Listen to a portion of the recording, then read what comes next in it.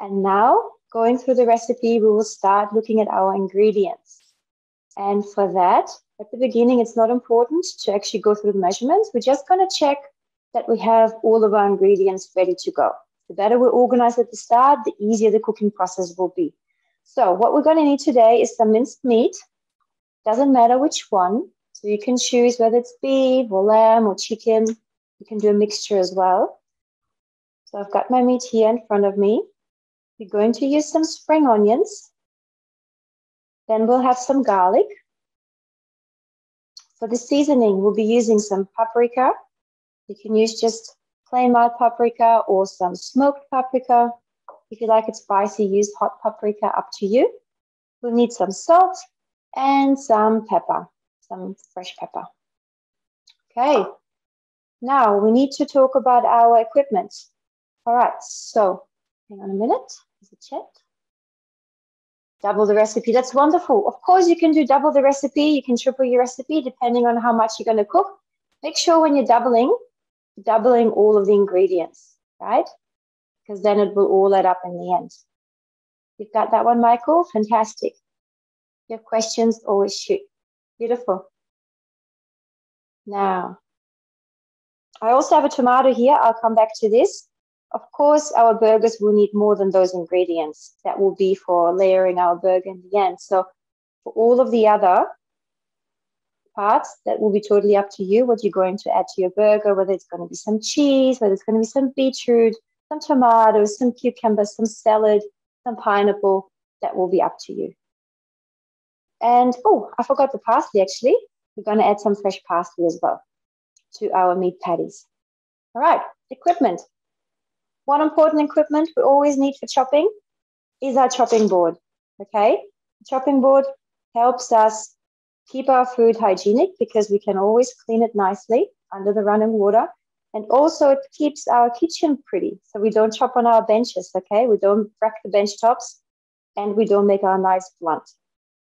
So coming to the knives, we'll be using knives. I've got a few different knives here. I will explain to you in a minute why. So we need chopping board, knives, we need some scissors. We will need some spoons for measuring, teaspoon and a tablespoon. And we'll need a spatula for afterwards, for frying or grilling our burgers, for flipping them. Then we'll need some mixing bowls and spatulas. Okay, so those are our tools, the equipment that we'll need today.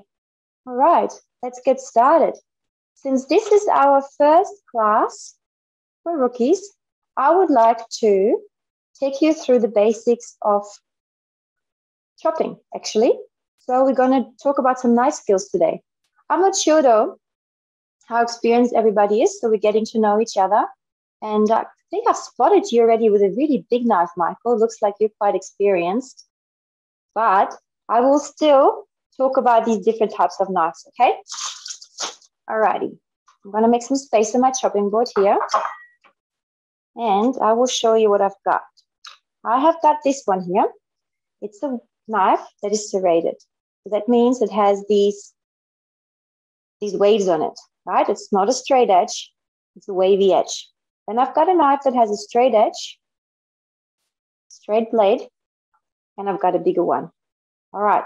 So the difference between a straight blade and a serrated blade, don't touch your blades, please. Don't copy what I'm doing because I'm doing it in a safe way, but I don't want you to go near your blades, okay? When you touch your knife, only hold it on the handle. Don't touch the blades.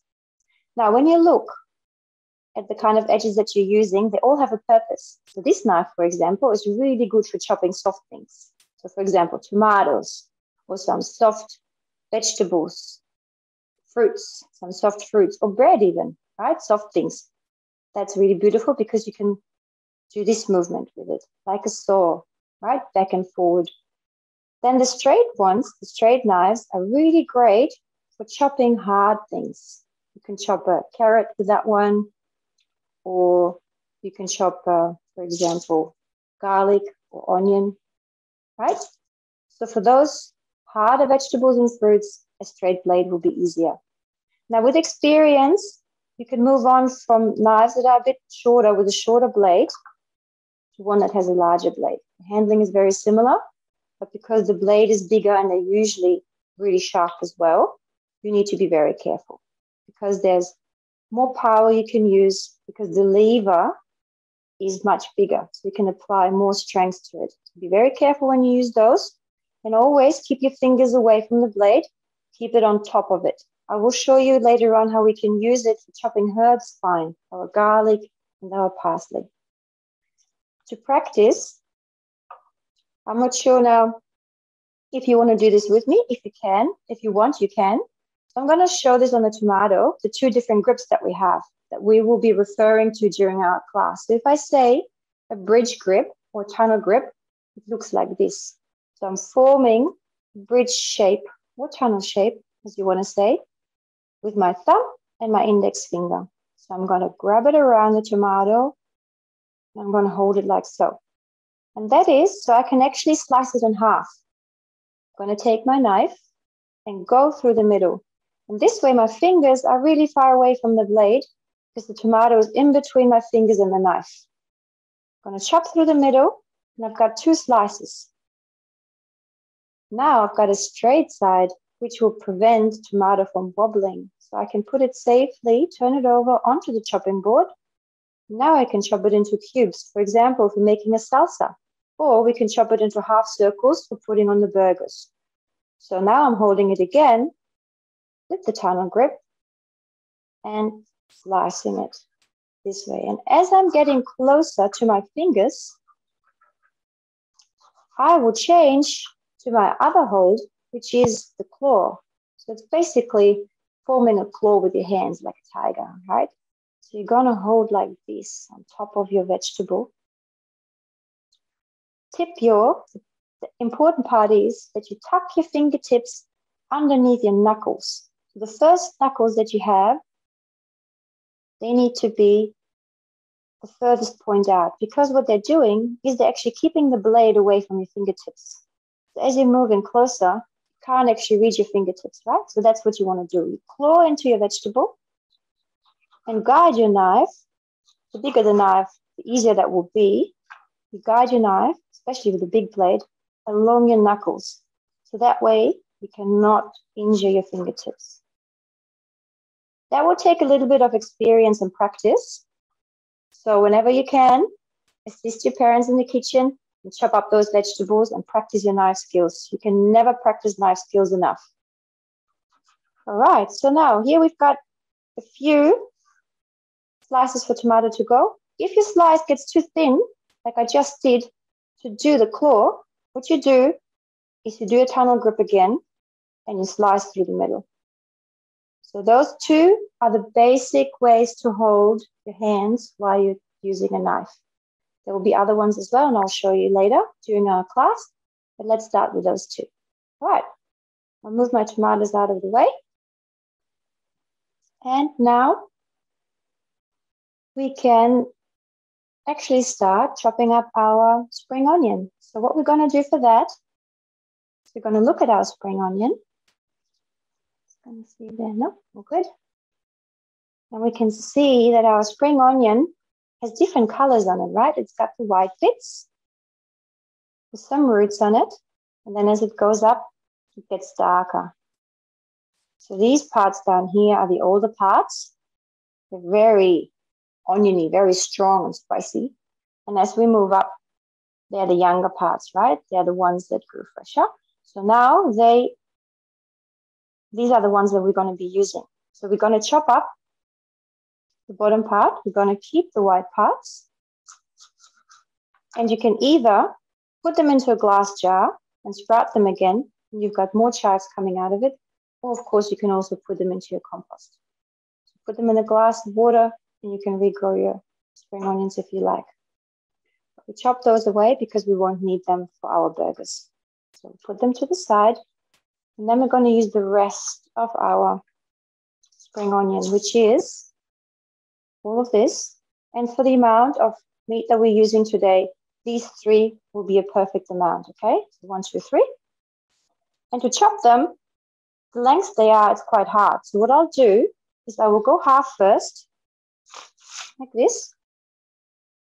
Move them next to each other. And then it's much easier to keep it together when I'm chopping because they have the same length or similar lengths. I can even chop this tip off and move it into the middle. Then it's really easy for me to hold it and just move along here and chop it into fine rings. So this is the one way of how you can do it. And as I'm doing it, you can see I'm kind of tucking my fingertips in again. So I'm kind of creating a claw, but a really tight claw. That's the way to do it if you want to use a knife.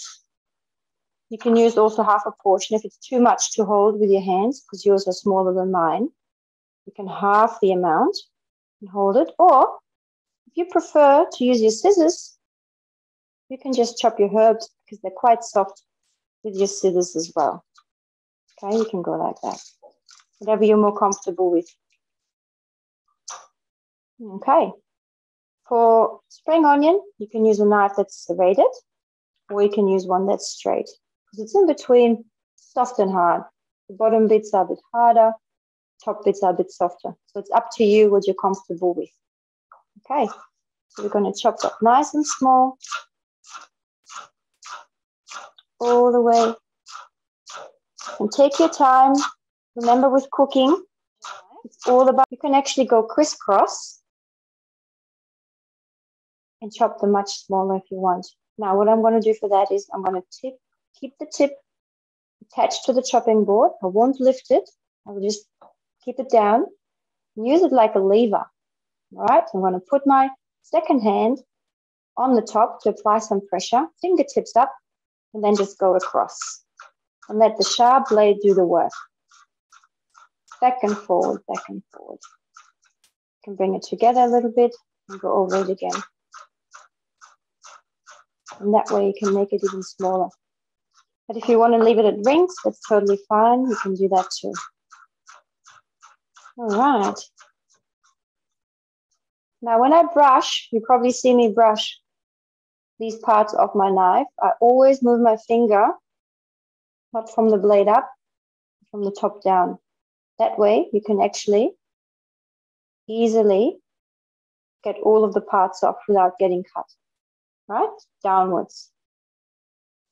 If you don't feel comfortable doing that, please use a little spoon and you can get it off with a spoon as well, okay? There you go. Now I'm going to grab my little parts of the spring onion, the chopped up bits, and I'll place them into my bowl that I have here on the side, where I'm going to collect all my little chopped up herbs. The next flavor that I will add to this will be the garlic. All right, I'm going to put my spring onions to the side and move on to peeling my garlic.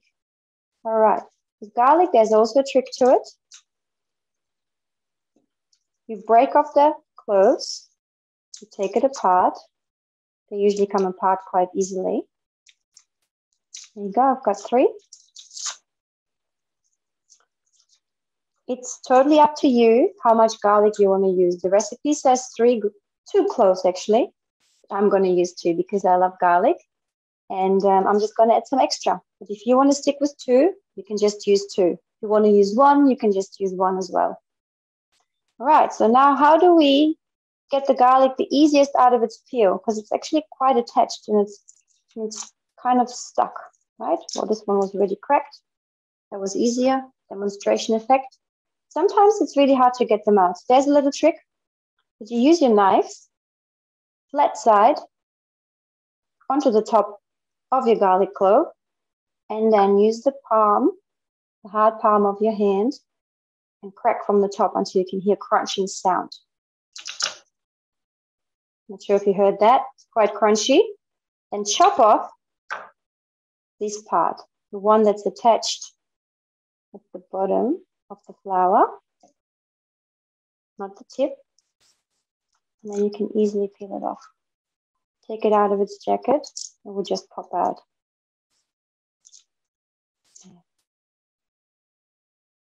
Okay, now I've got the third one. And Michael just dropped out of our screen. But you're still there. All right, perfect. I will keep going. If you guys want me to stop or slow down, please send me a sign Either say it or send it to me in the chat, please, okay? Otherwise, I'll keep going. And I'm going to crack my third garlic clove and get it out of its peel. That one was really dressed up. There we go.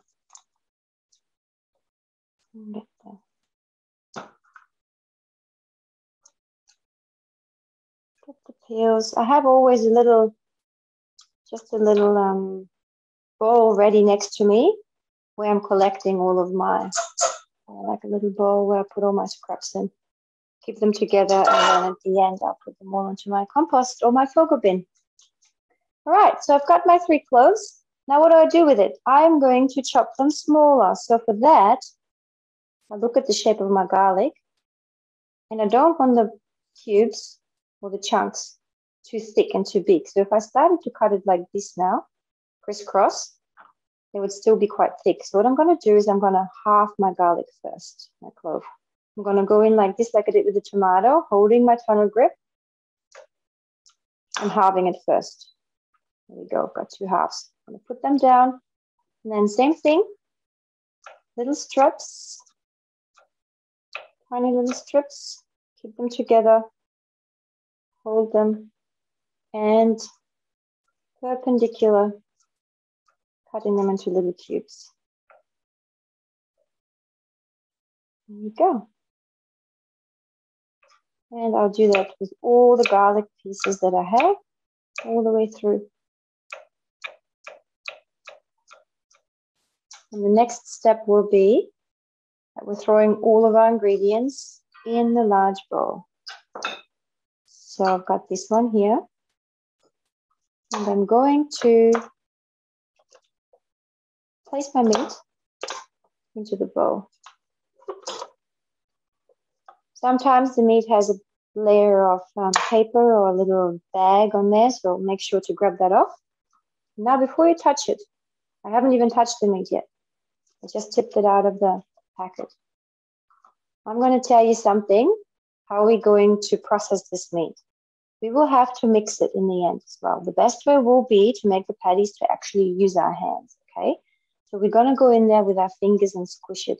For that, we're not going to do it like as if we're doing dough or flour. We're not going to use both hands. We're actually going to process the meat with one hand. So this way, we can have one hand free and clean to hold the bowl. We'll work with this one hand, touch the meat. And then when we're going to go and wash our hands, we also have a hand clean and free to touch the tab. Or if we need to grab something else, we don't have raw meat on both of our hands. All right? So let's just practice and get used to this. When we're working with meat, to just get one hand into the meat and not both. All right, so I've got the meat in here. I'm going to add now my spring onion and my garlic.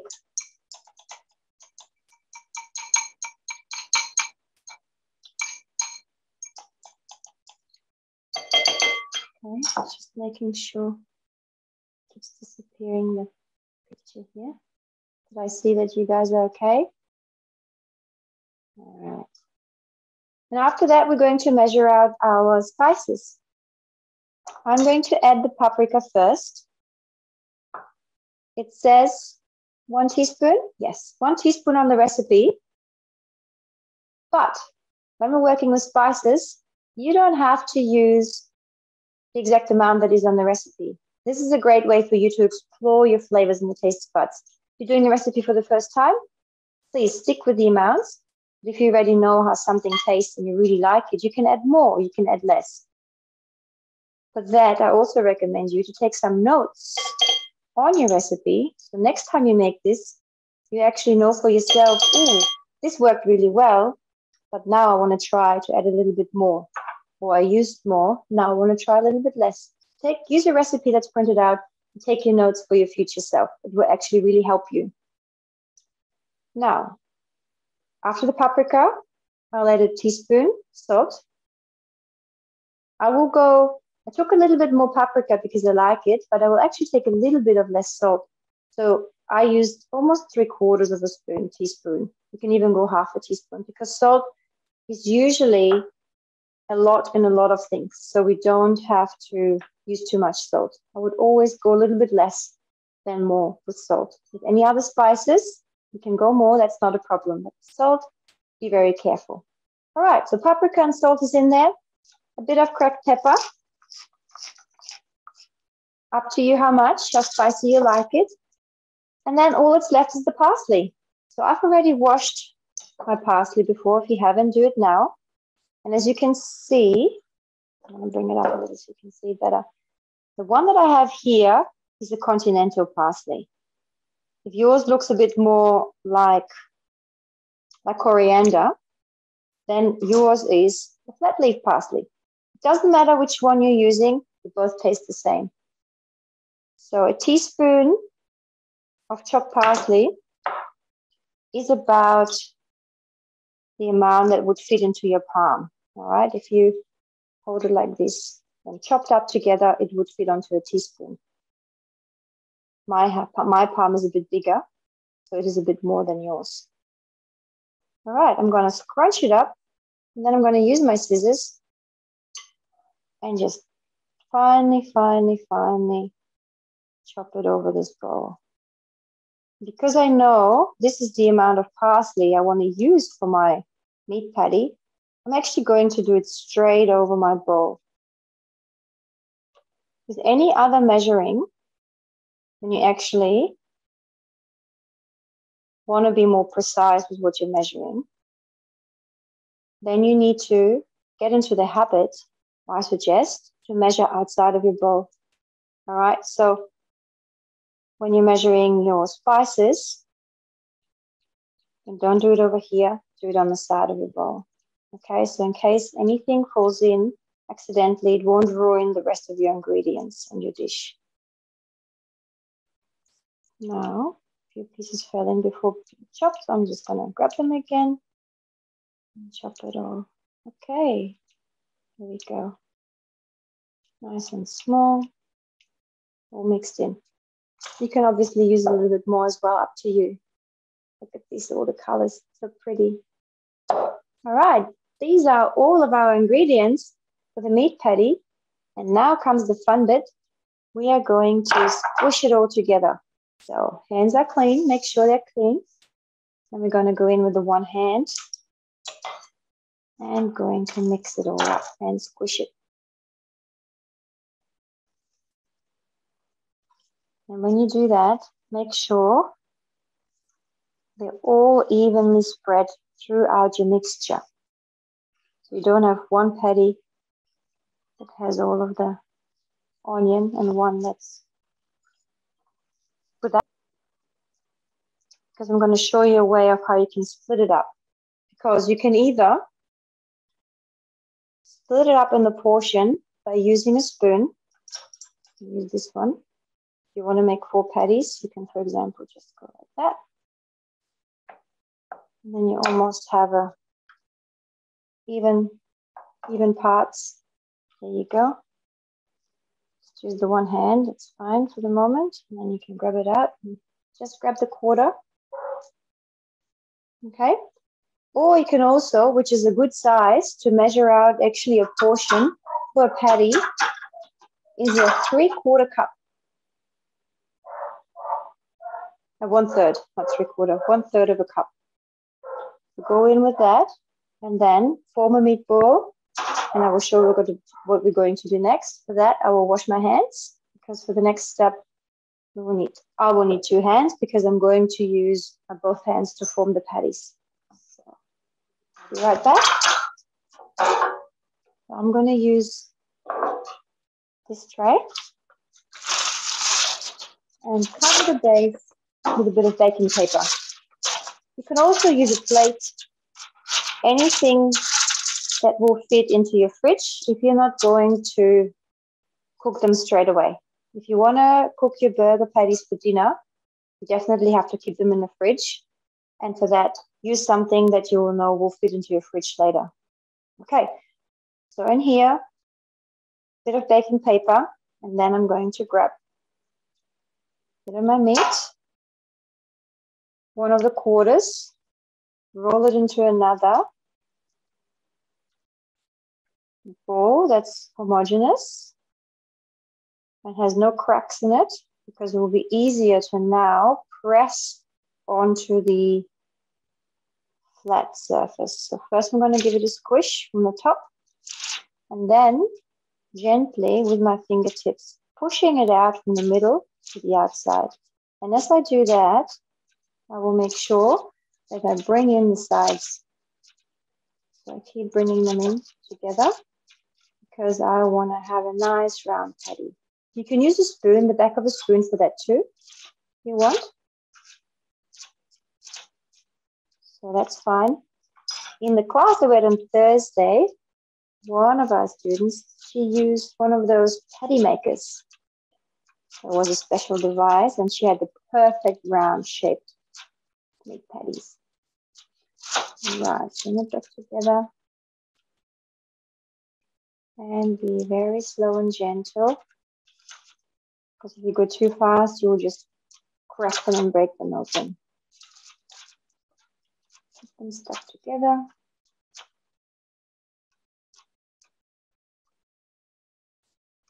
And stop when they're about centimeter, about 1 centimeter, 1.5 thickness. Okay, here we go. So my first one is ready.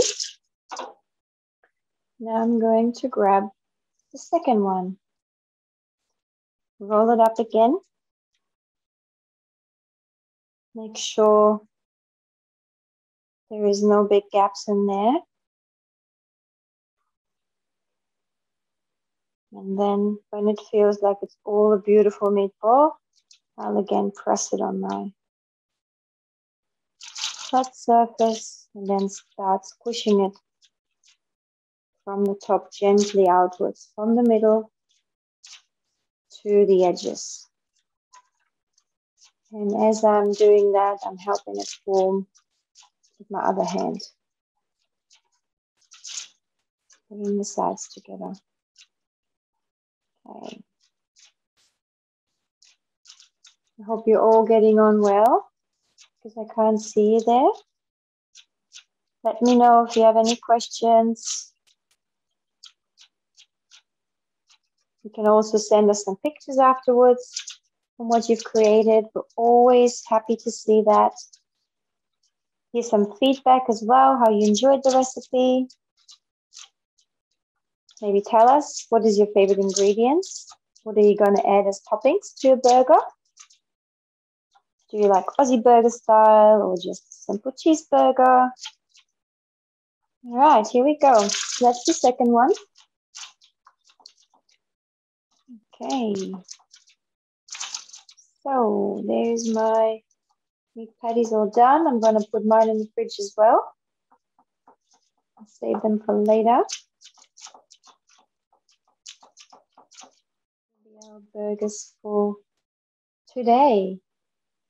Now, after you've fried them, grilled them, place them into your burger buns. You can use brioche burger buns, or you can use some rolls out of any type of flour that you like. And